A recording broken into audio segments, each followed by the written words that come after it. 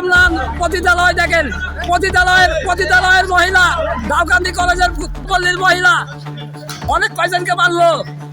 সম্প্রতি সামাজিক মাধ্যমে বিএনপি নেতা কর্তৃক শিক্ষিকাকে মারধরের ঘটনায় তোলপাড় পুরো দেশ। কিন্তু ঘটনা যাই হোক, প্রথমে কোনো এক কারণে বিএনপি নেতাকে এলোপাথারি মারধর করে ওই শিক্ষিকা। শুধু তাই নয়, ভিডিও করতে দেয়া হয় বাধা এবং শেষমেশ অধ্যক্ষের রুমেও বিএনপি নেতাকে থাপ্পড় দেন ওই শিক্ষিকা।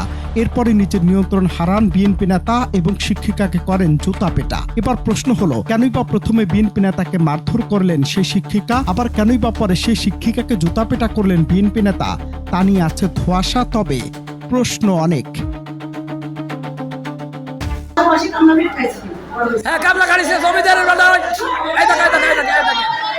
বৃহস্পতিবার দুপুরে ডিগ্রি পরীক্ষার ডিউটি চলাকালীন লঙ্কা কাণ্ডের সূত্রপাত। অভিযোগের পাল্টাপাল্টি তীর ছুটছে দুই দিক থেকেই। স্থানীয় বিএনপি নেতা আকবর আলীর দাবি, তারা গিয়েছিলেন কলেজের দীর্ঘদিনের অনিয়ম আর দুর্নীতির হিসাব চাইতে, কিন্তু হিসাব চাওয়ার বদলে কপালে জুটেছে অপমান আর নারী শিক্ষিকার চর থাপ্পড়। নিজেকে সামলাতে না পেরে তখনই হিতাহিত জ্ঞান হারিয়ে বসেন এই নেতা। অন্যদিকে ভুক্তভোগী প্রভাষক আলিয়া খাতুন হীরা বলছেন ভিন্ন কথা। তার দাবি, হিসাব চাওয়ার নাম করে মূলত চাঁদা আদায়ের চেষ্টা করছিল একদল বহিরাগত, আর প্রতিবাদ করায় শিকার হতে হয়েছে জুতা পেটার মতো ঘটনার। এদিকে এমন ঘটনা ওই নেতাকে দল থেকে বহিষ্কার করেছে বিএনপি।